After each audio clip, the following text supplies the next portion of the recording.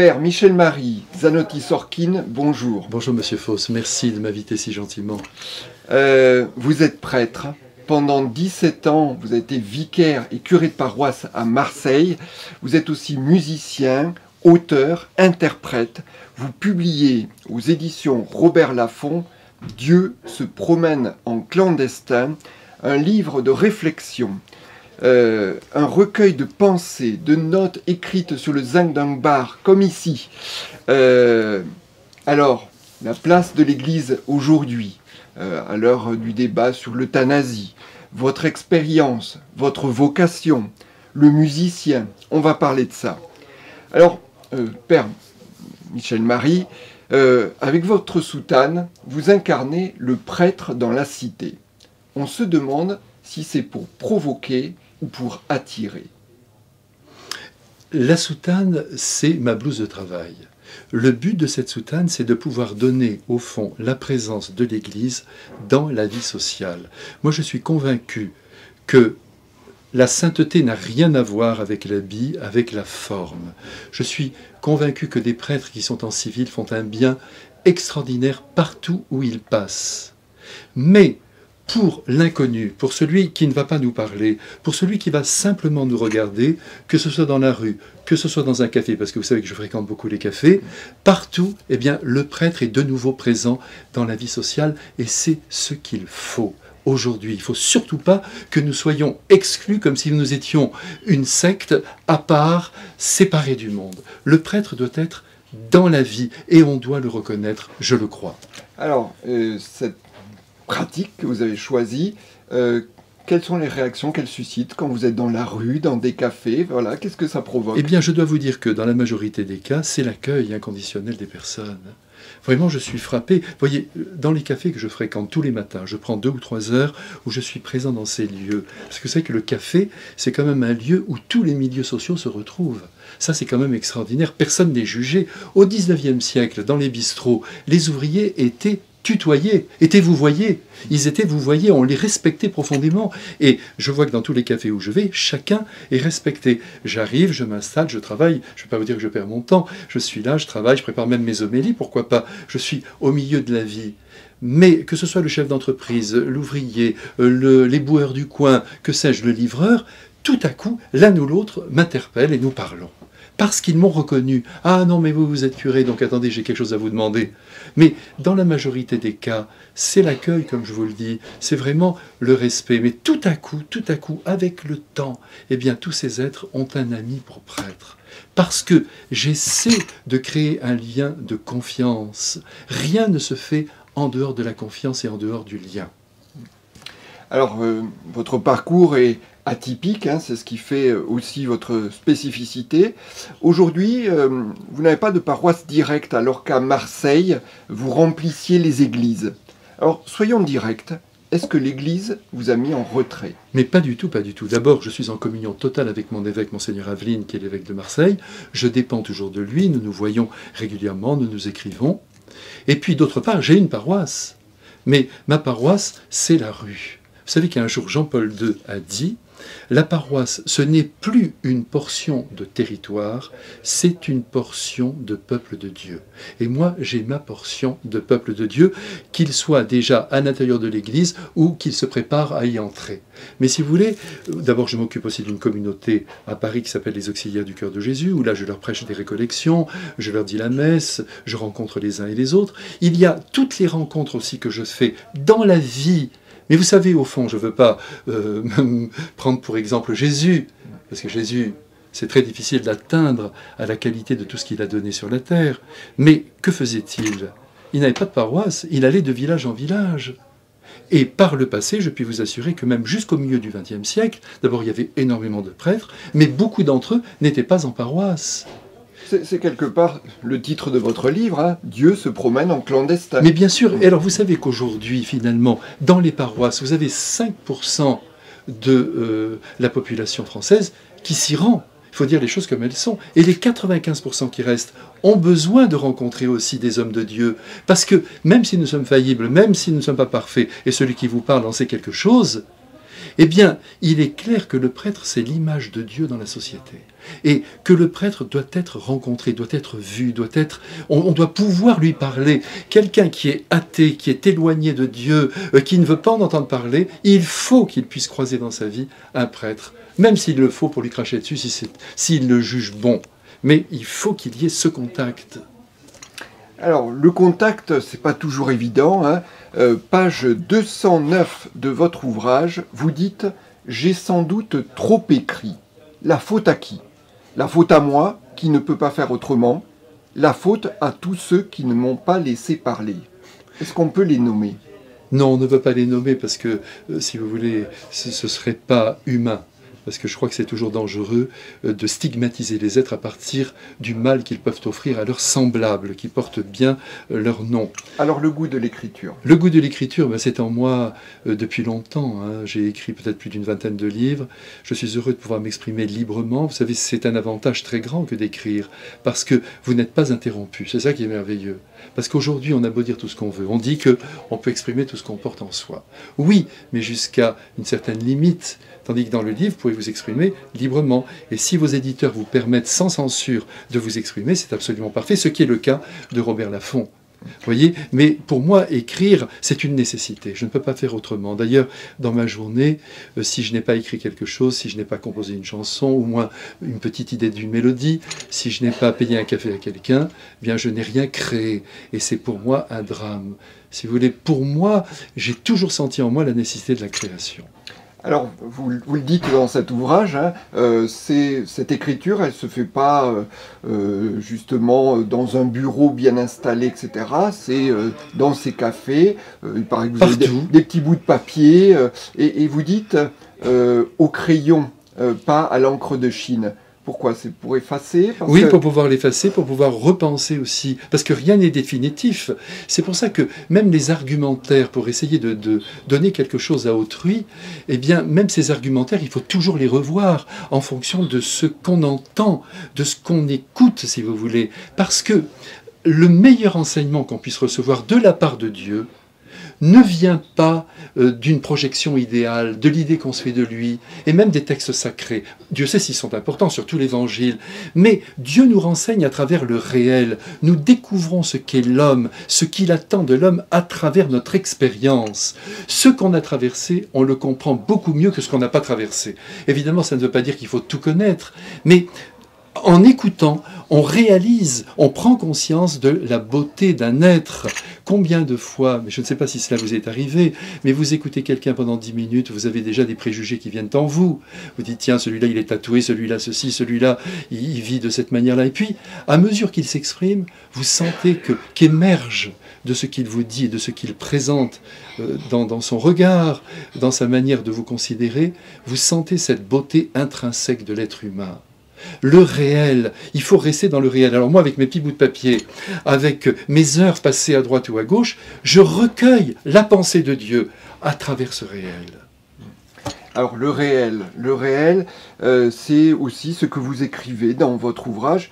En toute première page de votre ouvrage, Dieu se promène en clandestin, vous dites « Le plus déterminant d'une vie n'est pas ce qu'on en montre, mais ce qu'on en cache. » Père Zanotti Sorkin, que cachez-vous? Mais je cache ce que tout le monde cache, c'est-à-dire ce qu'on appelait jadis la vie privée, c'est-à-dire l'intimité de notre cœur, même par exemple ma relation avec Dieu, mais je n'en parle pas de ma relation avec Dieu, ça ne regarde que moi, ma relation avec mes plus proches, avec mes amis, ce qu'il y a de plus précieux dans mes liens affectifs, je n'en parle pas, ça regarde ma propre vie. Aujourd'hui, nous sommes à l'ère de la transparence. Cette fameuse transparence qui finalement rend tout opaque, parce que tout est au même niveau.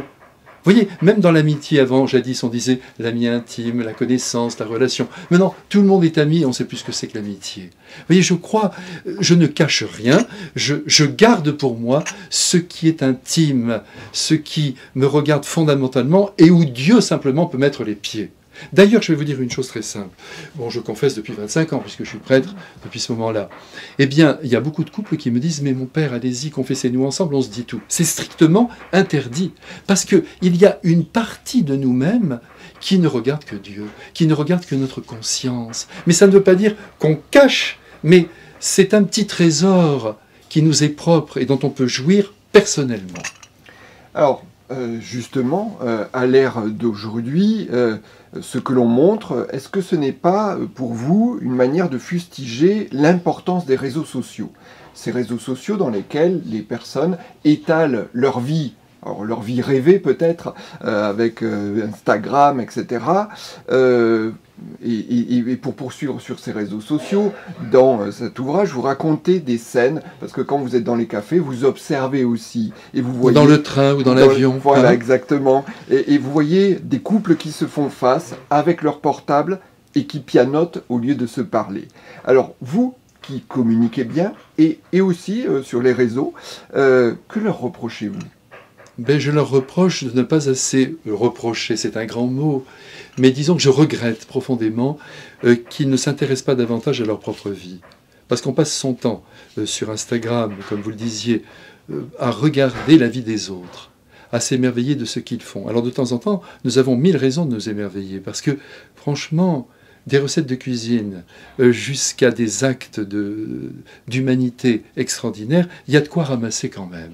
Mais on perd beaucoup de temps en s'occupant de la vie des autres, alors qu'il faut déployer la nôtre. Il faut qu'on s'occupe de notre propre vie, qu'on mette en lumière tous les talents qui nous ont été donnés. Alors quand je vois des jeunes de 15 ou 16 ans qui passent 4, 5, 6 heures par jour à regarder leurs vidéos, je le regrette profondément. Parce que c'est autant d'heures volées au développement de leur propre personnalité, parce que c'est ça qui compte. Et ce matin, en venant, figurez-vous, je repensais à un mot de l'Orige de Delphes. Vous savez, on a cette statue, je crois, dans le musée de Delphes, 5 siècles avant Jésus-Christ. C'est un conducteur de char. Et il aurait prononcé cette parole, « Ressemble-toi ».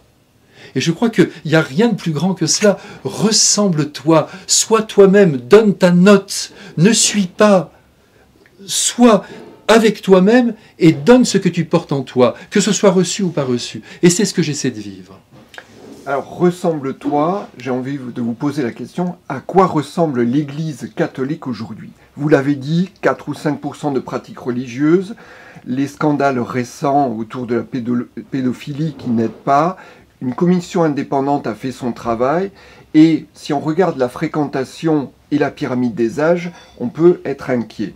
Comment l'Église peut-elle sortir de la spirale dans laquelle elle semble être aujourd'hui? D'abord, ce qui compte, c'est de voir ce qui fonctionne. Parce qu'il faut reconnaître qu'en France, je parle que de notre pays, n'allons pas chercher les autres continents, mais il y a des réalités qui sont extrêmement belles. Il y a beaucoup de générosité, les aides se donnent beaucoup de mal aussi pour assister toutes ces organisations qui assistent les plus pauvres, il faut dire les choses comme elles sont, que ce soit le Secours catholique, mais, ou bien d'autres, l'Ordre de Malte. Il y a des choses merveilleuses qu'on ne connaît pas assez, mais qui font un bien fou au monde. On a d'ailleurs dit que si par impossible l'Église était supprimée, 1/3 de l'humanité serait affamée. Donc, mais au-delà de cette action sociale, je crois qu'aujourd'hui, l'Église subit aussi le contre-coup d'une société qui ne pousse pas vers la transcendance, c'est le moins qu'on puisse dire. C'est l'autonomie radicale pour chacun. On s'imagine que c'est ça la grande réussite de la vie. Être complètement autonome, ne dépendre de personne, faire ce que je veux. Et on ne veut surtout pas qu'il y ait une instance morale qui vienne nous dire « n'agis pas de telle manière ». Mais moi je comprends les individualités. Je comprends les personnes, elles ont raison. Saint Thomas d'Aquin leur donnerait raison. Chacun doit être guidé par sa propre conscience. Chacun doit savoir la manière dont il a l'intention de gérer sa vie et de la gérer comme il l'entend. Mais donc nous essuyons un peu cette dimension qui va jusqu'à l'extrême, cette autonomie radicale qui veut se passer de tout soutien, de toute autorité, de tout conseil, même c'est vrai qu'on ne donne que des mauvais conseils. Mais enfin, vous voyez, on veut se passer de tout, on veut vivre par soi. Encore une fois, très bien, moi je ne suis pas contre cela, mais à côté de cette réalité qui vient gréver la présence de l'Église, il y a aussi de notre côté, je crois, des remises en cause qui sont nécessaires. Ça, je le crois profondément. Qu'est-ce que l'esprit humain, l'âme humaine, hein, pour parler d'une manière plus philosophique, qu'est-ce que l'âme humaine pourrait venir chercher dans l'Église d'intéressant? Mais la vie surnaturelle.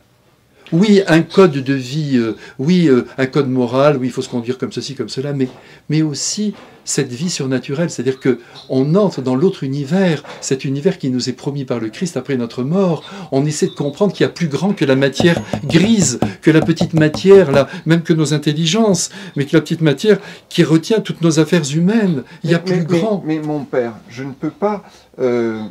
j'entends ce que vous dites, mais on ne peut pas faire l'impasse sur ce qui s'est passé ces dernières années, les scandales, les difficultés de l'Église. L'idéal, évidemment, il attire ceux qui viennent le rechercher, mais on ne peut pas faire l'impasse sur ce qui s'est passé, sur les responsabilités. Voilà, j'aimerais avoir aussi votre retour là-dessus. Eh bien, je vais vous répondre très simplement.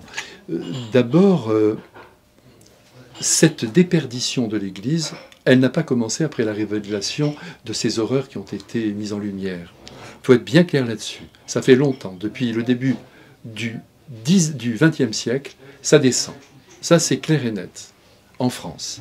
Mais, en ce qui concerne les scandales, d'abord, je m'étonne qu'on se scandalise des scandales. Je comprends qu'ils puissent bouleverser. Mais, attention, il faut dire les choses comme elles sont. Des scandales, Jésus l'a dit, il y en aura toujours. Et l'homme est capable du pire comme du meilleur. Et celui qui est devant vous est capable du pire. Nous devons tous nous regarder en puissance comme des êtres qui pouvons commettre le plus abject. Alors évidemment, la pédophilie, c'est quelque chose d'extrêmement grave. S'attaquer à un enfant de 6 ans, de 7 ans, de 10 ans, mais de 15 ans, c'est extrêmement grave. Alors on va en parler. Des scandales, oui, il y a ces scandales sexuels, oui, mais il y en a d'autres des scandales aussi, contre lesquels on ne s'élève pas. Je sais pas moi, on ne visite pas, on laisse crever les gens dans des EHPAD, on les laisse comme ça abandonnés, personne ne se scandalise, personne n'est condamné, mais c'est extrêmement grave. On laisse des gens dormir dans la rue en plein hiver, mais c'est très grave, c'est scandaleux, personne ne se scandalise. Et beaucoup d'autres, on tue des trisomiques, on dit les trisomiques ne doivent plus exister. Pourquoi? Parce qu'ils ne seront pas vraiment heureux, ils vont mourir jeunes, et puis ils vont compliquer la vie des familles. C'est scandaleux, et on le fait, mais personne n'intervient. Mais ce que je vous dis là ne cherche pas à amoindrir la gravité de ce que nous avons commis. Mais moi, si vous voulez, essayons de bien comprendre que même ces êtres qui ont commis, ça je voudrais quand même en venir là, parce que j'aime le Christ et parce que je suis un homme faillible comme les autres. Vous savez ce que disait Monterland? Il disait « Nous sommes tous des monstres d'incohérence et les caractères qui se tiennent n'existent qu'au théâtre. » Et il a raison, on est tous des monstres d'incohérence, mais je ne veux pas, avec mon doigt, montrer le monstre, comme si moi je ne l'étais pas en puissance. Je ne veux pas le montrer. S'il faut le mettre hors de danger, mais qu'on le mette hors de danger, c'est-à-dire vraiment, on l'empêche de nuire, on le met en prison, on fait tout ce qu'il faut. Que les victimes aussi se rebellent et les dénoncent, oui, parfait, de leur côté. Elles ont été blessées, il faut intervenir. Mais il ne m'appartient pas, il ne nous appartient pas de jouer la carte de la délation et de montrer le coupable comme si on avait trouvé ce fameux bouc émissaire qui nous assure que nous sommes absolument parfaits. Et dans une vie humaine, je puis vous assurer, mais je ne sais pas comment vous regardez la vôtre de vie, mais je regarde la mienne, je regarde celle des gens que je vois, dans des vies humaines, tout est mélangé. Le bien, le mal, ce n'est pas d'un côté le mal, de l'autre côté le bien, tout est mélangé. Alors ces scandales, oui, beaucoup s'en servent aussi pour dire, voyez, l'Église est complètement pourrie, tous les prêtres qui sont sur cette terre sont tous des pédophiles, ce qui n'est pas vrai.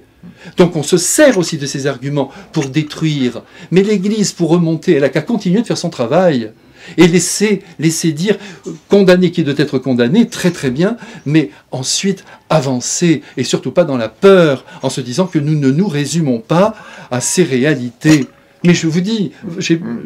Oui, alors, vous êtes lancé et on sent la passion que vous mettez dans ce sujet-là.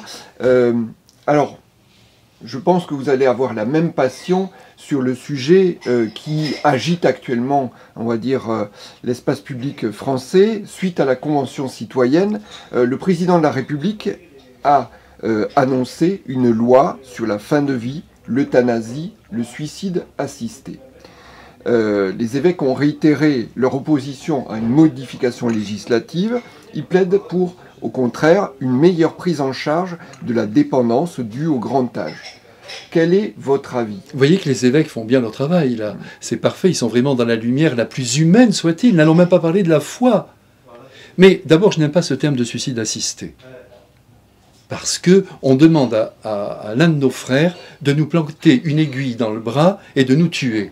Moi, je ne veux pas que les soignants soient soumis à une telle épreuve.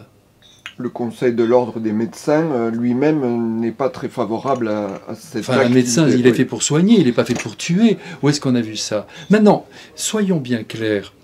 Les situations, d'abord ça regarde 80% des personnes âgées, tout ça.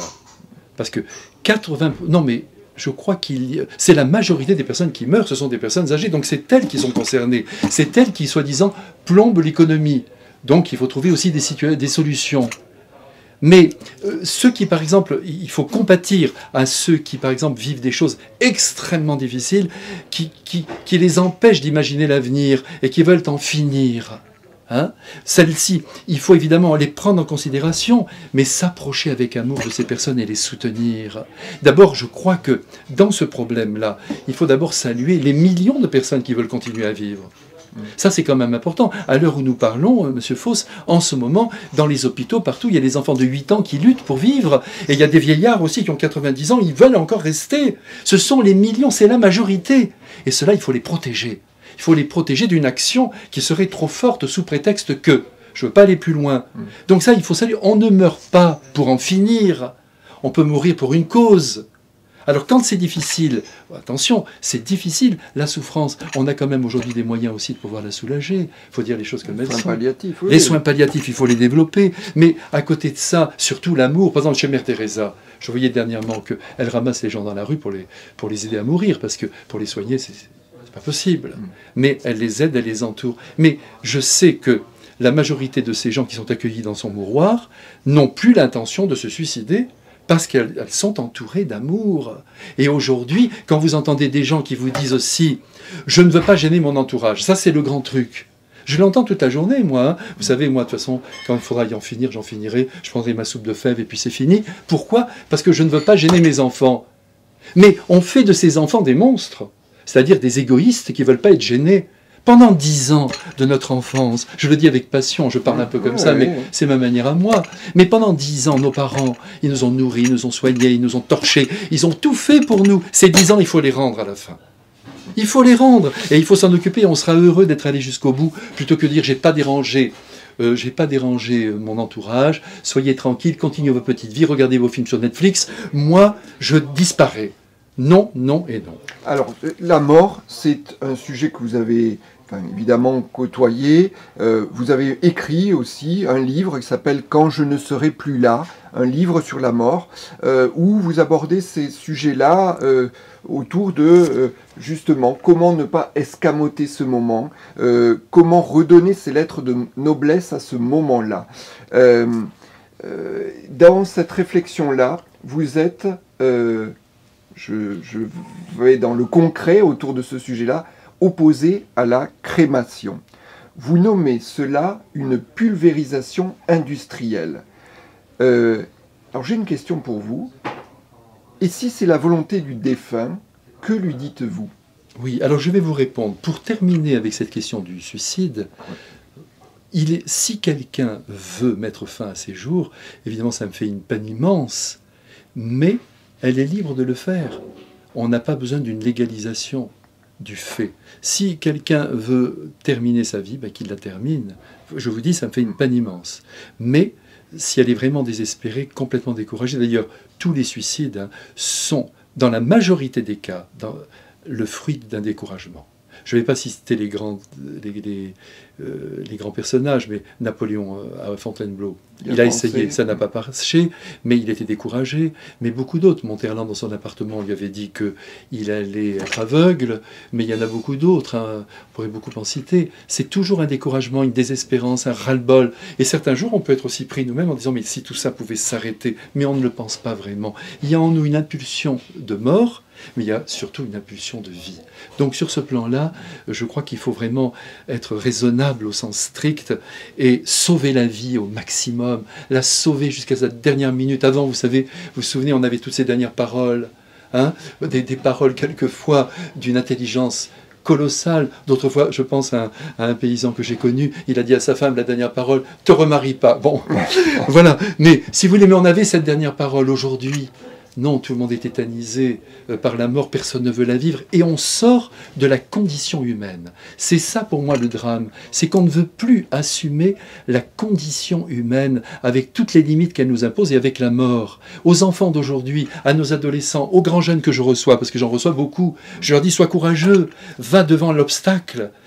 Oui, tu vas essayer de le sauter, mais si tu es vraiment prisonnier d'une difficulté, assume-la, va jusqu'au bout. Comme dans les actes d'ailleurs mauvais qu'on a pu commettre. Moi, les jeunes que je rencontre, je leur dis, assume ta vie. Là, tu as posé un acte que tu voulais pas aller jusque-là, mais tu es allé jusque-là. Assume-le, c'est un petit segment de ta vie, et repars. On va pas te juger là-dessus, repars. Ça, c'est le Christ qui redonne toujours une chance. Alors, pour en venir à votre crémation. C'est quand c'est la volonté du défunt. Oui. Il dit...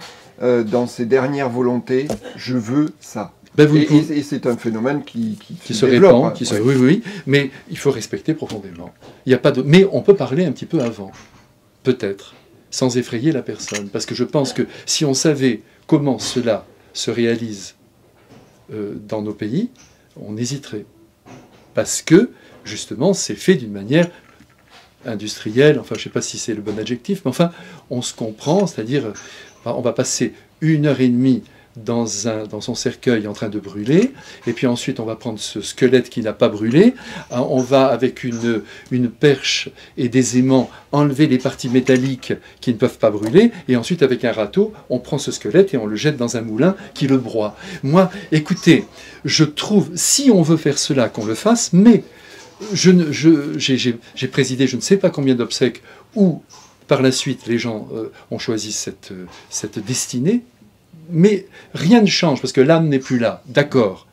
Mais ce qui est terrible, c'est que ces cendres, si elles sont dispersées, la personne humaine n'existe plus. Le grand-père, la grand-mère, le frère, tout ça. Allez, il aimait la mer, on le balance à la mer. Il aimait la montagne, on le jette dans la montagne. Il n'existe plus, il n'y a plus de lieu pour aller se recueillir, rien. Vous allez me dire, un tombeau, c'est pas plus beau, ce corps qui se décompose. Mais au moins, vous savez qu'il y a une présence. Là, il y a vraiment, c'est la pulvérisation de la personne humaine. C'est fini. Ça, c'est, si, je ne dis pas que tout le monde le vit comme ça, parce qu'il y a des gens, par exemple, qui se font incinérer. J'ai vu dernièrement encore le cas, parce qu'il avait peur du caveau. Ouais. Ben, écoutez, c'est une limite psychologique, il faut le comprendre, qu'on l'incinère. De toute façon, chacun demeure libre, mais cette dispersion, non. Je trouve que là, c'est quelque chose d'infamant. Surtout que, dans la majorité des cas, en ce qui concerne les chiens, que j'adore, eh bien, les chiens, eux, ils sont bien enterrés.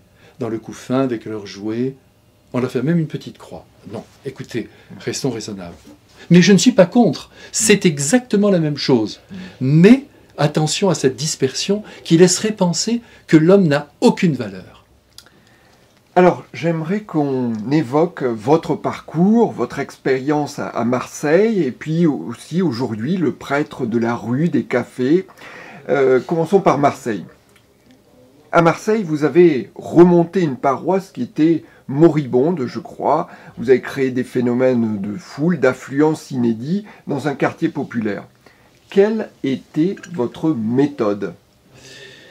Écoutez, d'abord, je dois vous dire que cette expérience pendant 10 ans au sommet de la Canebière, en plein quartier musulman, il faut dire les choses comme elles sont, c'est une expérience qui a dépassé largement ma personne, parce que je pense qu'il y avait, pardonnez-moi de dire ceci pour ceux qui n'ont pas la foi et qui nous écoutent, mais je crois qu'il y avait une intention divine, parce que c'est pas possible que nous soyons arrivés à un tel rayonnement simplement avec des moyens humains.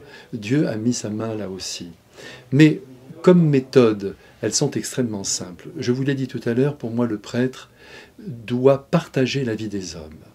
Ça, c'est un point essentiel. Et celui qui me l'a fait vraiment bien comprendre, ça peut peut-être vous paraître bizarre, mais c'est Tolstoï. C'est un de mes écrivains phares. Et vous savez que lorsque il parle de la vie artistique, mais je crois que on peut le rapporter à beaucoup de situations humaines, il explique tout simplement que pour communiquer une réalité, par exemple un sentiment, une émotion, dans le cœur d'autrui, il faut qu'on partage la même vie. Sinon, c'est impossible. L'autre sentira que ça vient d'un autre monde, d'un monde clos, d'un monde qui ramène ses principes, mais qui ne tient pas compte, qui ne partage pas le même humus.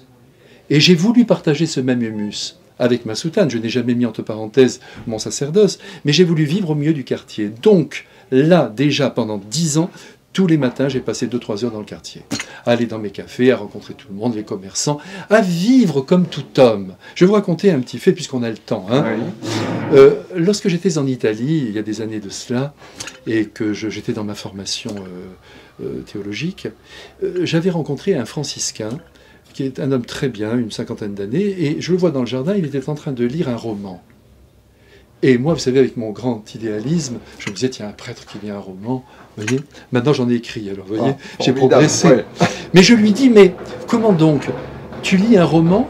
Il m'a dit oui, je lui ai dit pourquoi? Il m'a dit, parce que tout le monde lit des romans. Et moi, ça m'a éclairé. Je me suis dit, mais voilà ce que nous devons être. Des hommes comme les autres, mais qui apportent notre propre lumière. Alors, j'ai partagé la vie du quartier. En dehors de cela, l'accueil inconditionnel des personnes. Ça m'apparaît tout à fait vital, quoi. Mais même aujourd'hui, c'est ce que je fais toute la journée, mais ce que de nombreux prêtres aussi font.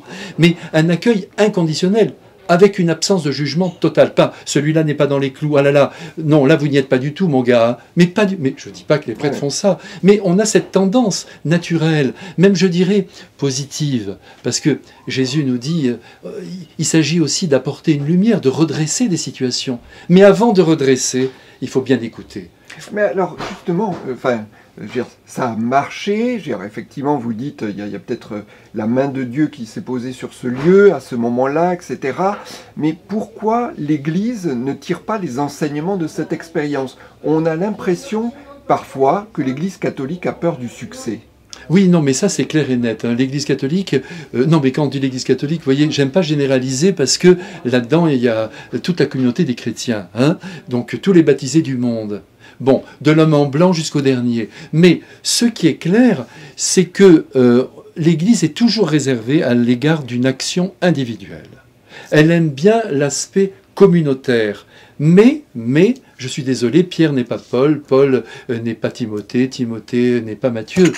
Et chacun a apporté sa propre lumière. Et je crois qu'aujourd'hui, c'est un grave problème si jamais on veut absolument qu'il y ait toujours ce fameux consensus. On est d'accord dans l'ordre de la foi, mais dans l'ordre de l'action, il faut la multiplier. Parce que les âmes sont différentes. Je crois que c'est d'ailleurs le père spirituel de Sainte Thérèse de l'Enfant Jésus qui disait « Il y a plus de différence entre les âmes qu'entre les visages ». Et donc, pour atteindre chacun, il faut une grande diversité. Il faut le prêtre qui est sur les réseaux sociaux, va, je sais pas quoi, raconter des petites histoires, et puis l'autre qui est extrêmement sérieux, il faut le théologien, il faut le philosophe, il faut tout le monde. Mais pour en revenir à Marseille, il y a donc eu cet accueil inconditionnel, ce partage de vie, une liturgie céleste, j'ai pas peur d'employer cet adjectif, c'est-à-dire pendant 1h30, vous êtes transporté dans un autre univers. Vous posez vos valises et vous entrez dans l'univers de Dieu, par la beauté notamment, mais aussi par cette habitation du mystère et par une prédication aussi à la fois forte, non moralisatrice. C'est-à-dire que moi, à mon petit niveau de rien du tout, ce que je cherche à faire, même quand je prêche, c'est que la personne qui est devant moi, quel que soit l'état de sa foi, dise « c'est pas faux ce qu'il dit ». Pas plus. Et après, il lui revient avec ce qu'il a entendu, de faire son miel ou de le rejeter. Alors, effectivement, cette attention, je vais dire, à la forme aussi. Alors peut-être qu'il y a une réminiscence avec votre parcours personnel d'artiste et donc de mise en lumière de certains moments avec leur intensité. J'aimerais qu'on aborde un sujet qui est autour de votre personne aussi. Il paraît que vous baptisez beaucoup d'adultes, ou en tout cas que vous l'avez fait.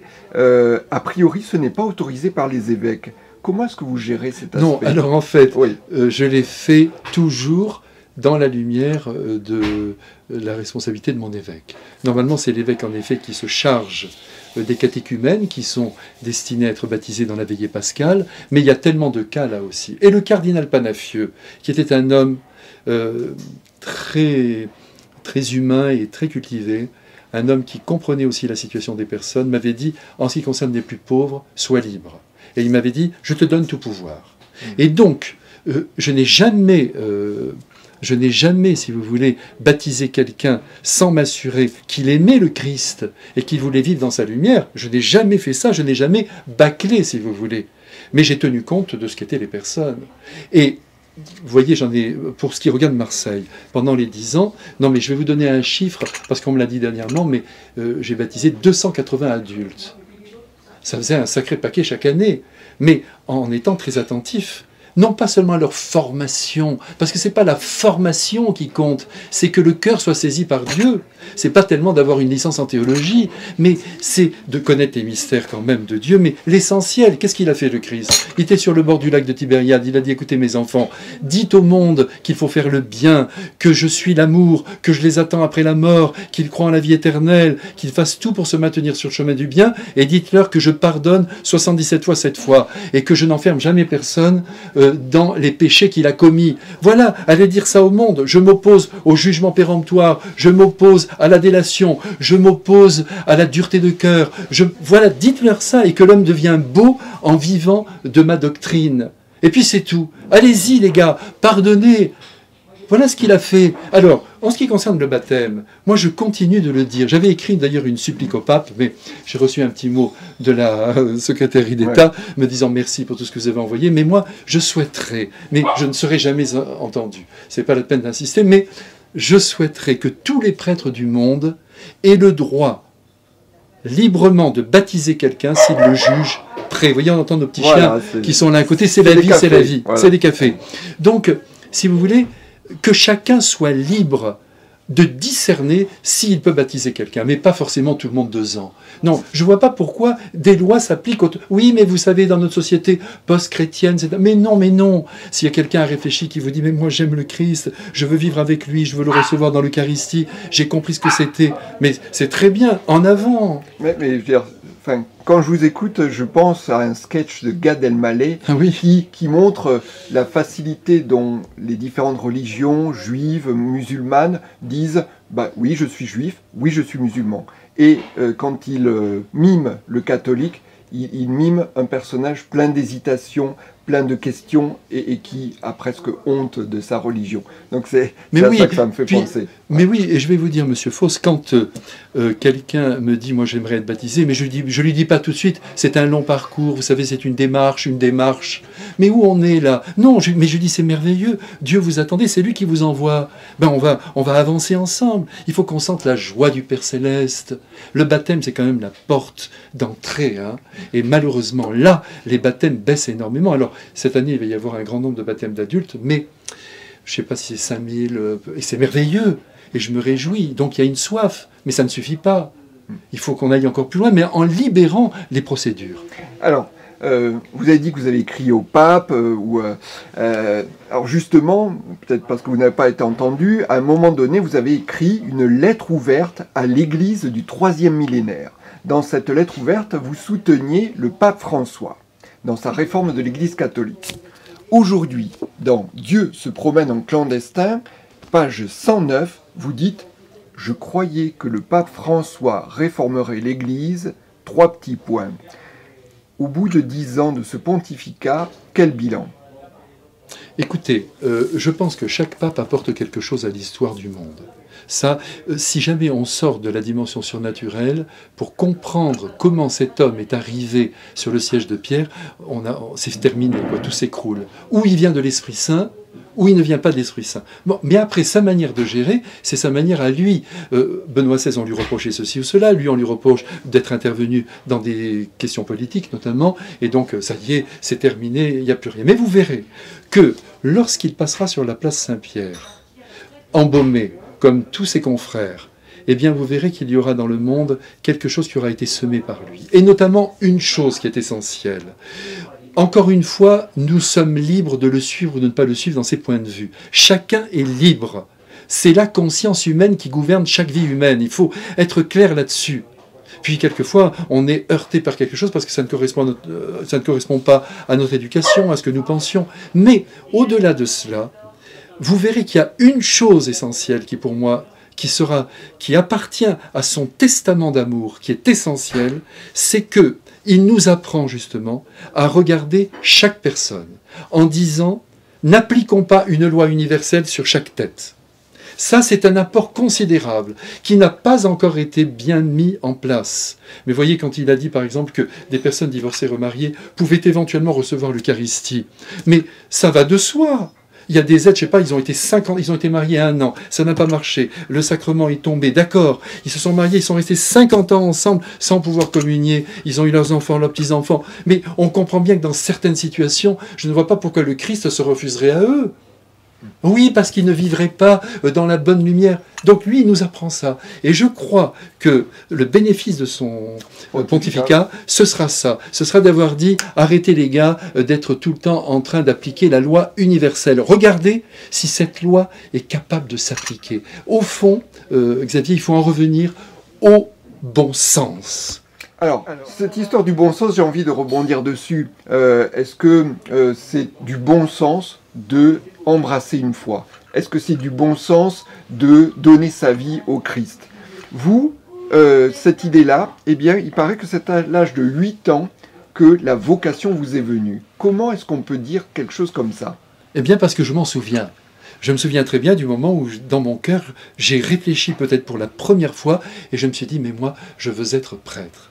Comme vous le savez, je ne suis pas issu d'une famille entièrement chrétienne. Il y avait qui était catholique, mais mon grand-père, arrivé de sa lointaine Russie, il était juif et très opposé à la foi, mais avec un immense respect, comme on pouvait l'être à l'époque. Et c'est pourquoi, d'ailleurs, je bénis le ciel, d'une certaine façon, d'être né dans une famille où l'honnêteté, la droiture, la non-délation, ils avaient peur terriblement de la délation, ils en avaient tellement souffert. J'ai eu une tante qui a été déportée, des cousins, des belles-sœurs à mes grands-parents, donc ça a été terrible. Donc on a été éduqués dans un milieu extrêmement droit, et très élégant d'ailleurs, avec ce sens de l'autre, ce sens de la forme aussi, ils aimaient beaucoup l'art, bon. Mais si vous voulez, ça m'a permis de voir que toutes ces valeurs, elles étaient inscrites dans l'homme. Elles ne venaient pas simplement d'une doctrine qu'on aurait enseignée. Mais ils ont tenu à ce que nous allions quand même au catéchisme. Ils nous avaient baptisés, parce que ma mère a été baptisée avant la guerre, et donc, mais je vous dis, elle était d'un infini respect. Mais ils étaient un petit peu en dehors de tout ça. Donc, mais eux, ils ont voulu, mes parents, que j'aille avec mon frère au catéchisme, au patronage, c'est ce que j'ai fait. Et là, il y avait un prêtre extraordinaire, qui avait déjà peut-être 67, 68 ans. Vous voyez, aujourd'hui, toujours les jeunes avec les jeunes, pas du tout. Ce qui compte, c'est de rencontrer un être sublime. Et pour moi, il m'est apparu comme tel. C'est un homme d'un grand dévouement, très très dévoué, avec sa soutane justement. Hein, vous voyez, quelque chose qui m'a marqué, là, il ressemblait un peu à Don Bosco, c'est un peu ce style d'homme, vous voyez, complètement donné, et à côté de ça, extrêmement pieux. Et ça, vous voyez, je le revois avec son chapelet, en train de prier aussi son bréviaire. Il y avait comme un mystère qui descendait dans mon être, qui me disait, mais il y a plus grand que l'homme. Mais alors à 8 ans, j'ai voulu tout simplement l'imiter, je crois. Et je me suis dit, ben, je veux la même forme de vie, je veux me donner à une cause très très grande. Mais alors j'étais très enthousiaste de nature, et je le suis resté. Bon, alors on va faire le parcours un petit peu, mais en réalité, vous êtes ordonné prêtre à 40 ans. Et alors, quel cheminement entre 8 et 40 ans, entre-temps, je passe vite, vous êtes venu à Paris pour chanter oui. Dans les pianos-bars, les cabarets. Ensuite, vous avez, comme vous l'avez évoqué tout à l'heure, on va dire, vous êtes approché des dominicains, des franciscains. Le fait d'être ordonné prêtre à 40 ans, c'est votre crise de la quarantaine à vous? Non, vous savez, bon, d'abord, je vous dis, on ne décide pas grand-chose avec sa vie. Je crois en la liberté humaine, il n'y a pas de problème, mais franchement, pour les grandes orientations, pour tout ce qui se passe de plus grand, on est quand même, entre guillemets, les victimes de beaucoup d'éléments extérieurs. Donc moi, les choses se sont faites ainsi. Peut-être, j'aurais peut-être souhaité être prêtre plus vite, peut-être, mais ça s'est pas fait comme ça. Quand je suis arrivé à l'âge de, après la fac, parce que mon père m'avait dit, d'accord, tu feras ce que tu veux, mais au moins une licence. Alors j'ai fait une licence, puis une maîtrise, puis un DEA. J'ai fait ce qu'il fallait sur le plan humain, mon service militaire, bien sûr, tout ce qu'on faisait à l'époque, mais je portais en moi le désir de rejoindre le plus grand nombre. Ça, c'est une réalité qui ne m'a jamais quitté. Rejoindre le plus grand nombre, pas simplement ceux qui sont déjà dans la boutique. Même si ceux qui sont dans la boutique, il faut s'en occuper parce que ce sont des vecteurs de la vérité de l'Évangile. C'est eux qui vont toucher. Même aujourd'hui, moi comme prêtre, je ne peux pas toucher tout le monde. Mais vous, oui, parce que vous êtes dans le monde, vous n'êtes pas, comme on dit, un professionnel de Dieu, et on va vous faire confiance. C'est Mitterrand allant voir Jean Guiton lui disant « Vous me direz la vérité parce que vous êtes laïque ».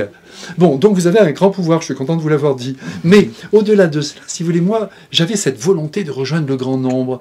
Et puis j'ai eu cette sorte d'illumination intérieure en me disant, par la musique, je peux atteindre plus grand et à travers ce moyen, à travers ce moyen, toucher les cœurs et peut-être même les conduire un tout petit peu, simplement en orientant leur tête en direction de la lumière. Alors, page 64, vous dites « Un jour, j'ai tout quitté pour le Christ en pleurant à chaudes larmes sur les quais de Seine. » Est-ce que ça veut dire que c'était un choix déchirant? Déchirant. Tous les grands choix sont déchirants. On dit tout le temps, il faut qu'il y ait la paix en nous, tout ça. Ça dépend, encore une fois. Ce ne sont pas des lois universelles. Il y a des gens, ils rentrent, ils se donnent à Dieu, ou ils vont se marier, ils sont dans une effervescence. Et puis d'autres, ça se présente un peu différemment, selon leur psychologie, selon ce qu'ils vivent. Mais moi, j'ai quitté Paris, je dirais à contre-cœur, parce que pendant 10 ans, j'ai été au contact de cette humanité riche de désirs qui m'a si profondément touché. J'étais content d'être un parmi les autres et d'essayer à ma façon d'ouvrir certaines petites voies. Mais j'étais heureux, puis j'aimais mon métier, j'aimais ce que je chantais aussi, parce que toutes ces mélodies, hein, j'aimais tout cela, ces mélodies, ces textes, mais ça a été un déchirement, mais je ne pouvais pas faire autrement, parce que j'avais vraiment l'impression que Dieu, voyez, je vous dis, c'est une impression intérieure. J'étais sous emprise. Vous voyez, aujourd'hui, on parle de l'emprise comme de quelque chose de dramatique. Mais à force de plus vouloir d'emprise, d'influence, mais on repart à l'homme de Cro-Magnon. Tandis qu'on s'influence les uns les autres. Et là, j'avais l'impression d'être tenu par les cheveux. Et j'en avais beaucoup déjà à l'époque. J'avais l'impression d'être tenu par les cheveux par Dieu qui me disait, maintenant, c'est le moment, il faut y aller. Et les événements m'y ont conduit. Car je devais, à ce moment-là, j'avais une très grande proposition en Amérique, et même avec le Lido de Paris, j'ai tout laissé tomber, et je suis parti, mais, comme vous l'avez dit, Monsieur Fausse, en pleurant sur les quais de la Seine. Mais voyez, on revient toujours à ses premiers amours. Je suis de nouveau ici. Alors, une question que l'on se pose quand on rencontre un prêtre, c'est est-ce qu'il a parfois des doutes sur sa foi? C'est tout à fait possible, mais en ce qui me concerne, j'ai beaucoup d'autres problèmes, mais pas celui-là. Parce que si vous avez des doutes, tout s'écroule. Il faut dire les choses comme elles sont. Prenez par exemple le cas de l'amitié, tout d'un coup vous avez un doute sur un ami, vous dites « Oh là là, j'ai pas l'impression, j'ai l'impression qu'il est intéressé, c'est terminé, l'amitié s'achève ». Et dans la foi, c'est la même chose. Vous savez, on dit Marie avait la foi, les apôtres avaient la foi. Oui, mais ils n'ont pas douté. Avoir la foi, c'est adhérer dans l'obscurité. Vous adhérez totalement, mais vous n'avez aucune preuve. Mais vous adhérez, vous faites confiance. Et moi, je veux faire confiance, même quand je tiens la Sainte Hostie dans mes mains. Ceci est mon corps. Je crois qu'il y a cette transformation. Je veux le croire. Vous voyez? Mais je ne dis pas, et si c'était pas vrai, je dis, je veux le croire. Alors, j'aimerais que, pour cette dernière partie d'échange, on parle de l'artiste, du musicien. Baudelaire disait « Il n'existe que 3 êtres respectables, le prêtre, le guerrier, le poète ». On peut dire que vous cumulez un peu des deux de ces êtres, puisque chanteur, c'est aussi poète. Et le guerrier, vous me l'enlevez alors? Je l'ai enlevé, oui. C'est gentil. Mais et pourtant, le guerrier de la foi. Oui, oui. Hein? Bon, bref, vous êtes très respectable. Alors, pour rester sur le terrain de la chanson, de l'artiste, d'où vous vient ce talent? Mes parents étaient très musiciens. Ma mère était une très bonne pianiste, mon père jouait de la mandoline. Enfin, j'ai vécu dans un contexte assez fort sur ce plan-là, mais surtout sensible, je dirais. Au-delà de la dimension musicale, un monde sensible. Parce que ça a été aussi mon drame. Ça l'est toujours d'ailleurs. C'est cette hypersensibilité qui m'habite et qui est difficile à gérer et qui fait que chaque réalité, même si j'ai de la force et que je tiens, chaque réalité m'ébranle terriblement. Ça, c'est à la fois mon drame et en même temps, c'est ce qui me permet aussi de comprendre les situations et les personnes. Mais, si vous voulez, depuis toujours, donc en moi, il y a eu cette sensibilité, ce désir aussi de communiquer quelque chose, de donner quelque chose, mais sous un mode particulier qui est le mode musical, qui est un mode qui rejoint toute la personne humaine. On le disait tout à l'heure avec la question de l'argument, quand j'ai vu que Benoît XVI était rejeté, par exemple, alors qu'il a donné des arguments d'une clarté extraordinaire, je me suis dit, c'est plus par là qu'il faut passer. Vous voyez, le pape François, quelqu'un fait tomber son sac, il prend le sac, il le donne, ah, tout le monde applaudit. Bon, nous sommes aussi dans un temps où les êtres ont besoin d'être touchés au cœur. Et pour les atteindre, il faut la musique. Parce que vous voyez, même dans les films, on le voit partout, dès que vous avez un petit fond musical, ça passe. Ça passe parce que ça touche, ça ébranle, si vous voulez, ça touche le cœur. Est-ce que vous jouez d'un instrument de musique? Du piano. Du piano, voilà. Alors, vous venez de faire une tournée en France, à Perpignan, Bourges, Annecy, Lyon, en région parisienne, et à chaque fois, un beau succès. Cet accueil chaleureux du public, vous l'attendiez? Pas forcément, mais je me suis dit, parce que tout le monde se fait une idée du prêtre, vous savez, il faut qu'il reste bien dans sa case.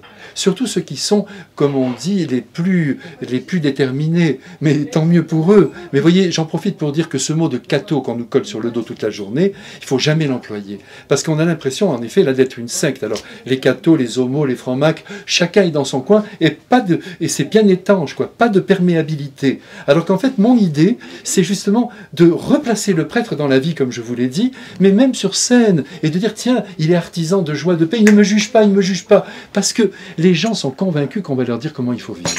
On est l'instance morale internationale. Alors ça, il nous repousse. Alors, dans ce spectacle, il y a, vous chantez en soutane, et puis à un moment, il y a un blanc, un petit blanc, et vous revenez tout habillé de blanc, pour bien trancher entre l'homme civil ou l'homme religieux.